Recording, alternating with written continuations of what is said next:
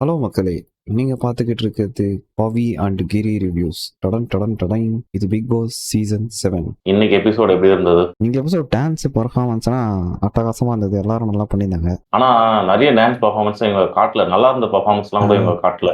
எல்லாருக்கும் பெர்ஃபார்மன்ஸ காட்டியிருக்கலாம். இவங்க சும்மா உட்காந்து பேசுனது அதெல்லாம் கட் பண்ணிட்டு, அர்ச்சனா ஆமா. பெர்ஃபார்மன்ஸ் நல்லா இருந்தது. இது தேவையில்லாம இந்த பிராக்டிஸ் பண்ணது, இந்த இதெல்லாம் தான் இவங்க 2 பேர் பேசுனாங்கல்ல, அந்த பேசுனது, இந்த இத பேசுனது அதெல்லாம் கட் பண்ணிட்டு, இவங்க பெர்ஃபார்மன்ஸ் எல்லார் பெர்ஃபார்மன்ஸையும் காட்டியிருக்கலாம். ம். பெர்ஃபார்மன்ஸ்லாம் கட் பண்ணது தான் கொஞ்சம் இதுவா இருந்துச்சு. பெர்ஃபார்மன்ஸ் அதே எல்லார் பெர்ஃபார்மன்ஸ் மொத்தமா காட்டுறதுக்கு பதிலா கூட கொஞ்சம் கொஞ்சம் காட்டியிருக்கலாம். ஆ இவங்க அதெல்லாம் கட் பண்ணி விட்டாய்ங்க. ஆமா. இன்னைக்கு பார்த்தீங்கன்னா, கூல் சுரேஷ் காலையிலேயே ஒரு சம்பவம் பண்ணிட்டாப்ல. என்னன்னா, காலையிலேயே வந்து எகிறி குச்சி வெளிய ம். ஓட ட்ரை பண்ணாரு. ம். உள்ள வந்து சேர்லாம் கொண்டு வந்து வெளிய போட்டு எகிறி தப்பிச்சு ஓடிடலான்னு பார்த்தாரு. எவ்வளோ ஹைட்ல அப்புறம் ஏறி அது இல்ல உட்காந்துருக்காரு ரொம்ப பாருங்க. ஹைட்டா இருக்கு. இது ரொம்ப ஹைட்டா இருக்கு. வேணாம் இறங்கிடலான்னு இறங்கிட்டாரு. ம். பாவம் மணி வந்து அவருக்கு சப்போர்ட் பண்ணலன்னா, தலைய கீழ கீழ விழுந்து கை, கால எதனா டேமேஜ் பண்ணியிருந்திருப்பாப்ல. ம். கண்டிப்பா இந்த வீக்கெண்டு கூல் சுரேஷ்க்கு இதுக்கான ஒரு கண்டனம் தெரிவிக்கப்படும்னு நெனைக்கிறேன். ஆனா ம். இவரு வேணும்னு பண்ணாரா? இல்ல ஜஸ்ட் ஒரு ஃபோக்கஸ் வேணும்னு பண்ணாராங்கிறது தெரியல.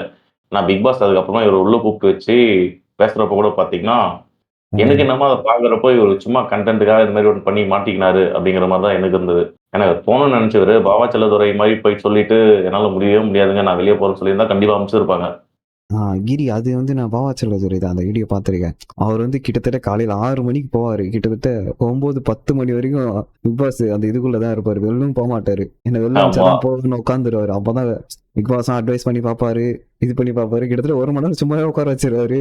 என்னென்னமோ ட்ரை ம். பண்ணி அதுக்கப்புறம் எனக்கு செஸ்ட் பெயின் வருது அப்படி இப்படின்னு சொன்ன உடனே தான் கொஞ்சம் சீரியஸா கவனிப்பாரு பிக் பாஸ். இவரும் நெனச்சா அந்த மாரி பேசி போயிருக்கலாம். பட் ம். ஆனா இவரு வந்து இவரு போற ஐடியா இல்லங்க. இவரு வந்து போறதா இருந்தா எப்பவோ போயிருக்கலாம். இவரு போறேன் போறேன்னு சொல்லிக்கிட்டு, ஆனா போமாட்டேங்கிறாரு. ம். இவரோட ஐடியா வந்து ஒரு ஃபேம் வரணுன்றதுக்காக ஒரு அவருக்கு மேல ஒரு ஃபோக்கஸ் வரணும்னு ஏதோ பண்ணிட்டாரு. பண்ணிட்டு ஐயோ! மாட்டிக்கணுமே அப்படிங்கிற மாரி ஒரு ரியாக்ஷன் குடுக்குறாரு. ஆ. அவர் அழுததும் பார்த்தீங்கன்னா, அந்த அளவுக்கு நம்புற மாரி இல்ல. அது ஒரு பெர்ஃபார்மன்ஸ் மாரி தான் எனக்கு தோணுது. தலைவன் வந்து யாருங்கிறது வெளிய இருக்கவங்களுக்கு நல்லா தெரியும். ஆமா. தலைவன் யாருன்னா, ஃபன்னுக்காகலாம் கடல்ல குதிச்சவரு அவரு. ஆ. பயங்கரமான ஆளு. அடுத்து இந்த அதுக்கப்புறம் டாஸ்க்ல பார்த்தீங்கன்னா, ஒரு டாஸ்க் வச்சாங்க. அந்த டாஸ்க்ல இவங்க கோல்மால் பண்ணி, இவங்க வந்து இவங்களுக்கு டாஸ்க் இவங்களே என்னமோ ஃபேவரட்டிசம் டான்ஸ்ல பண்ணி நல்லா ஆ. டாக்ஸிக்கா கேம் ப்ளே பண்ணதுனால பிக் பாஸ் கடுப்பாயிட்டு, அந்த டாஸ்க் இழுத்து மூடுற நிலைமைக்கு போயிருச்சு. ஆ. இப்ப ஆக்சுவலா நைட் வரைக்கும் டைம் குடுத்துருக்காங்க. அதுக்குள்ளயே அது எல்லாத்தையும் யார் யார் எவ்வளோ எவ்வளோ வாங்குனீங்கன்னு கரெக்ட்டா கணக்கு எழுதணுன்ட்டு. ம். கண்டிப்பா அந்த கணக்கு வந்து கரெக்ட்டா இருக்காது. இவங்களா குத்து மதிப்பா ஒரு நம்பர்ஸ் தான் இல்ல. போடுவாங்க. என்ன பண்ணாங்கன்னா, டாஸ்க்லாம் நல்லா தான் இருந்தது கிரி. பார்க்கறதுக்கு எல்லாமே பக்காவா இருந்துச்சு. அதுக்கு காசு குடுக்குறோம்னு ஒரு விஷயம் வந்தது பாரு. அதுல தான் சரியான கோல்மால் பண்ணிக்கிறாங்க. ஆமா. ஒருத்தருக்கு 2 பேர் ஒருத்தருக்கு 0 வந்தா பரவால்ல. 2 பேருக்கு அந்த விஜய்க்கும், அர்ச்சனாக்கும் 0 வந்தா பரவால்ல. ஏன்னா அவங்களுக்கு காசு தேவையில்லன்னு வச்சுக்கலாம். கிட்டத்தட்ட ஒரு 5, எல்லாருமே 6 பேருக்கு 0, 0, 0ன்னு இருக்கு. அப்பனா அது கேவலமான வேலை தானே! கடைசியா எப்படி வந்திருக்குன்னா, விஜய்க்கும் அந்த டீம்ல இருந்த ஒருத்தருக்கும் 2டே 2 பேர்கிட்ட மட்டும் தான் கேஷ் இருந்திருக்கும். அந்த மாரி தான் வந்திருக்கும். 2, 3 ஆ. பேர்கிட்ட தான் கேஷ் இருந்திருக்கும்.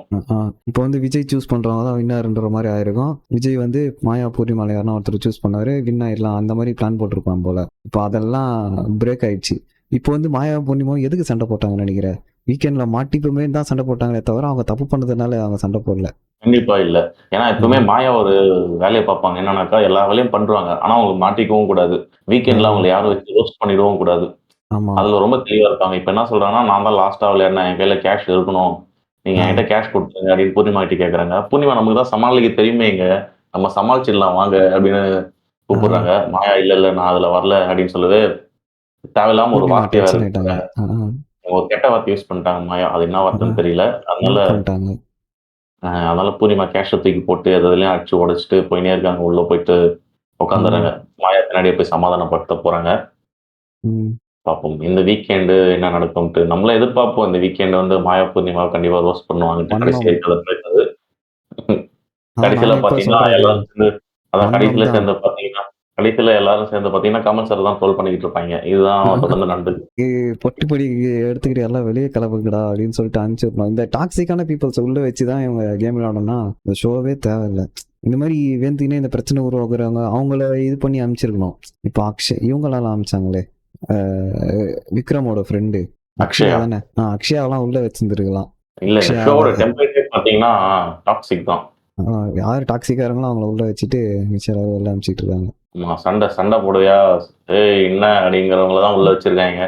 கொஞ்சம் காமெடி, சாஃப்ட் இவங்கெல்லாம் தம்பி நீங்கலாம் இங்க செட் ஆக மாட்டீங்க. வீட்டுக்கு கிளம்புங்கன்னு அனுப்பிச்சு விட்டுர்றாய்ங்க. ஆமா. கேவலமான கேம். கேவலமான இது வேணாம். எதுக்கு? உங்க கருத்துக்கள் பவி. இந்த எபிசோடுக்கு என்ன ரேட்டிங் கொடுப்ப கிரி? 10 அவுட் ஆஃப் 10. ஒரு 7 இல்ல ஒரு 6 குடுக்கலாம். நான் வந்து இதுக்கு ஒரு 2 ரேட்டிங் கொடுக்கலாம்னு நினைக்கிறேன். 2 அந்த பர்ஃபார்மன்ஸ், அளவுக்கு அதாவது டான்ஸ் பயங்கரமா பர்ஃபார்மன்ஸ்க்கு ஒரு 9 கொடுக்கலாம். நல்லா இருந்தது. ஓகே. அதுக்கப்புறம் அவங்க பண்ண இந்த பர்ஃபார்மன்ஸுக்கு ஒரு 2, 3 கொடுக்கலாம். பாயிண்ட் இதை காசு கொடுத்தாங்களே, ஆமா. அது தேவையில்லாத வேலை பார்த்து இது பண்ணிக்கிறாங்க. ஒரு கேம்னா கேமா விளாடணும், அதையும் இவனுங்க வன்மத்தில் தான் விளாடுறாங்க. எனக்கு இப்போ தெரிஞ்சிச்சு, நான் பார்த்தேன் எல்லாம் ரவீனாவை தான் பாயிண்ட் பண்ணிட்டு இருக்காங்க, ரவீனா தான் ஆரம்பிச்சாங்கன்ட்டு.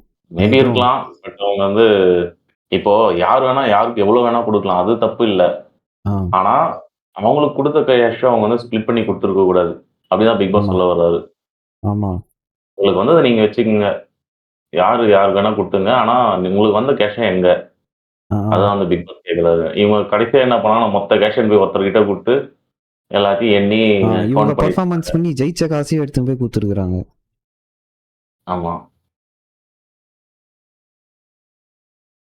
So sad. ஓகே போவி. இத்துடன் இந்த சரி. ஷோவை முடித்துக் கொள்ளலாம். ம். மீண்டும் ஒரு இதே மாதிரி இன்னொரு வீடியோல சந்திக்கலாம். பாய். மறக்காம லைக், சப்ஸ்கிரைப், கமெண்ட் பண்ணுங்க. உங்களுக்கு என்ன கமெண்ட் பண்ணணும்னு தோணுதோ அதெல்லாம் கமெண்ட் பண்ணிட்டு போங்க. எல்லாத்தையும் கிரிபாய் படிச்சு பதில் சொல்லுவார்.